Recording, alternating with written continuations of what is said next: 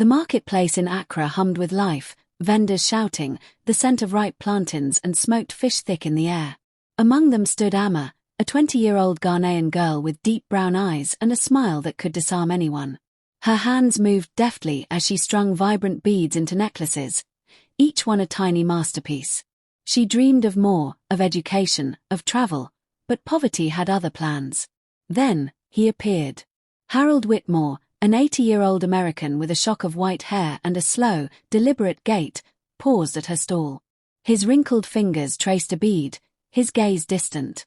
"My late wife collected these," he murmured, his voice rough with nostalgia. "She loved Africa."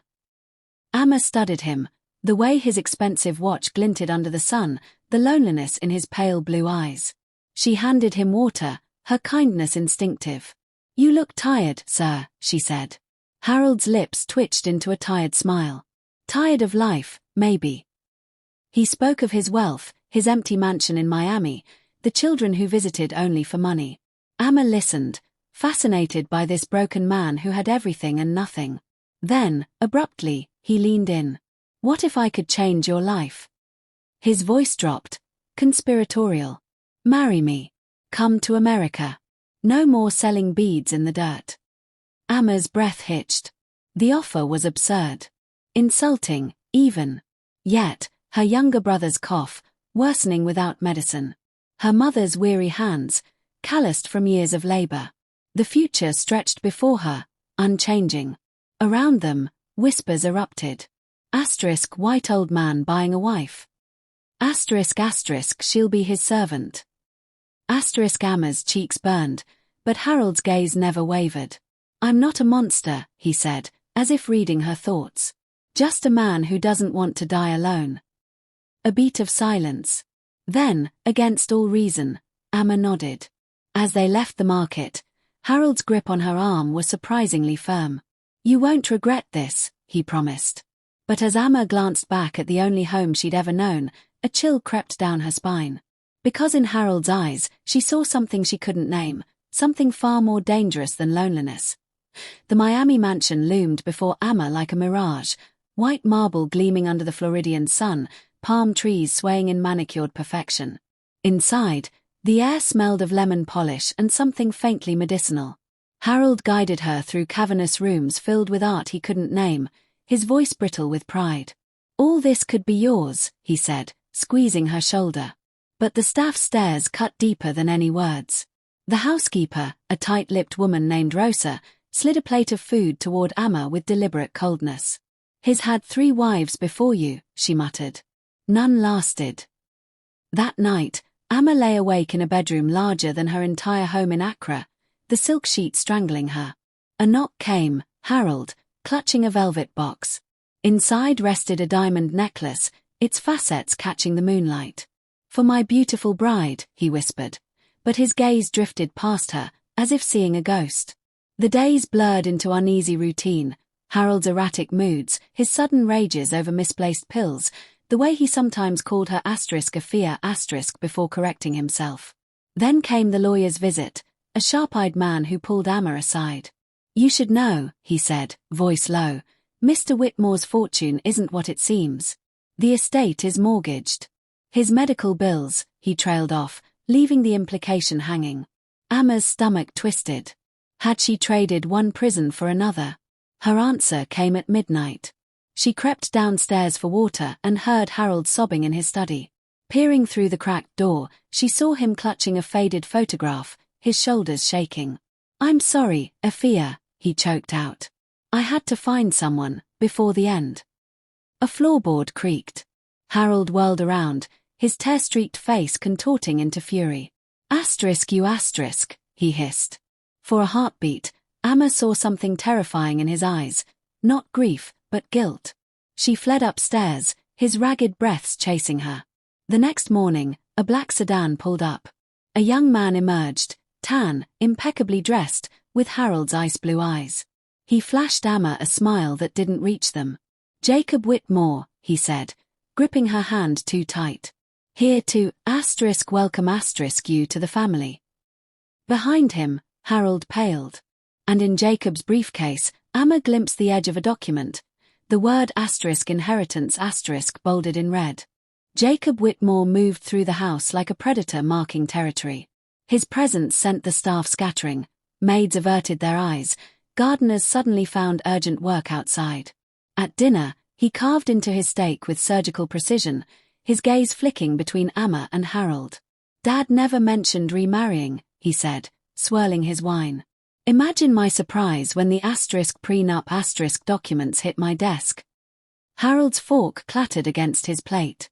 "She's my wife, Jacob. Show respect." Jacob laughed, a sound like ice cracking. "Oh, I respect a good hustle." His eyes locked onto Amma.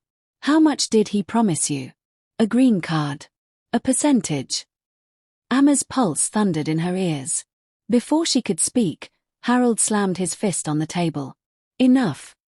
Spittle flew from his lips. The room froze. Then, as suddenly as it came, his rage dissolved into confusion. He blinked at Jacob.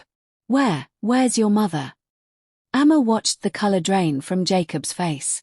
Later, in the library, she found Harold slumped in a leather chair, flipping through a photo album. His trembling finger traced a young African woman's face. Afia star. "She hated this house," he whispered. "Said it was cursed." When Amma asked how Afia died, Harold's mouth worked soundlessly before he snapped the album shut. That night, Amma searched his study. Behind a false panel in the desk, she found a yellowed newspaper clipping. American tycoon's wife dies in tragic accident. Ghanaian authorities suspect foul play. The date. 1989. The photo, a woman who could have been Amma's twin. A floorboard groaned. Jacob stood in the doorway, holding a glass of amber liquid. Looking for something. He stepped closer, his cologne suffocating. "Dad's not the only one with secrets. See, Afia was my mother." He took a slow sip. "And you're just the latest in a long line of replacements." Amma's blood turned to ice. "What happened to her?" Jacob's smile was a razor. "Ask Harold. If he even remembers." He set the glass down, leaning in until his breath warmed her cheek. "But here's a free lesson. In this family, wives have expiration dates." As he left, Amma noticed the legal folder on his chair. Whitmore versus Whitmore, conservatorship petition. Somewhere upstairs, Harold began screaming. The scream tore through the mansion like a gunshot. Amma sprinted upstairs, her bare feet slapping against cold marble, following the sound of Harold's ragged pleas. She found him crumpled on his bedroom floor, clawing at his chest, his face a grotesque shade of grey. "Afia, forgive me." He gasped as she knelt beside him. Jacob appeared in the doorway, dialing his phone with eerie calm. "Ambulance. Now." But when he met Amma's eyes, his lips curled in something between a smirk and a snarl. The unspoken threat hung heavy in the air. "This changes nothing." At the hospital, under the fluorescent glare of the waiting room, Jacob finally pounced. He slid a document across the coffee table. The conservatorship papers. "Sign these," he said, tapping the line where it listed Harold's deteriorating mental state. "Do it, and I'll put you on the next flight home with $50,000. Fight me, and..." His smile didn't reach his dead eyes. "Well, you saw what happens to troublesome wives." Amma's fingers trembled as she reached for the pen, then stopped. The memory of that newspaper clipping burned in her mind. Afia's face. Harold's guilt. Jacob's calculated cruelty. With deliberate slowness, she tore the papers in half. Jacob lunged, but Amma was already moving, the hospital security rushing toward them at her scream. In the chaos, she slipped away to Harold's room, where machines beeped a fragile rhythm. His eyes fluttered open. "You know," he rasped. "Not a question." Amma held up her phone, recording. "Tell me about Afia. The truth." Harold's confession came in broken fragments, how he'd married Afia for her family's land, how she'd discovered his plans to displace her village, how she'd threatened to expose him. The car accident wasn't. His breath hitched. Jacob was there. He was only 15, but he understood business. The recording ended just as Jacob burst in, police at his heels. Amma raised her phone high. "I just emailed this to the New York Times, Interpol, and Ghanaian authorities." For the first time, Jacob's mask slipped, raw panic flashing across his face as the officers moved to cuff him. 2 weeks later, Amma stood at Afia's gravesite in Ghana, Harold's plea deal ensuring the truth would finally be carved into stone. The late afternoon sun gilded the new headstone as villagers gathered behind her. A little girl tugged Amma's sleeve. "Are you a hero?" she whispered. Amma looked at the faces around her, the faces Afia had died trying to protect. "No," she said softly. "Just someone who finally stopped looking away." As the first stars appeared, the wind carried the sound of drums from the village below, a mourning song, a celebration, and perhaps a warning. Some cages, once opened, can never be shut again.